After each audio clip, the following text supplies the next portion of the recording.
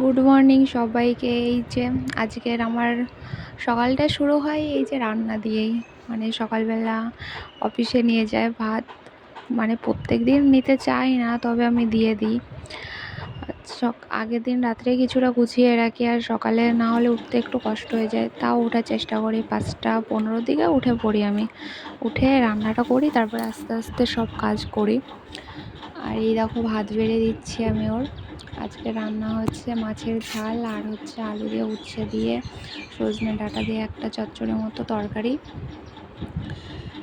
ওর ভাতটা এই যে বেড়ে দিচ্ছি, অফিসে নিয়ে যাবে। সকালবেলা আগে তো উঠতেই পারতাম না, অনেক লেট করে উঠতাম। এখন তাও আস্তে আস্তে সময়ের সাথে সাথে অনেক কিছুই চেঞ্জ হয়ে যায়। যেদিন ওর ছুটি থাকে সেদিন আমি সকাল সকাল উঠি না, সেদিন উঠতে উঠতে আমার 7:30 বেজে যায় উঠতে উঠতে।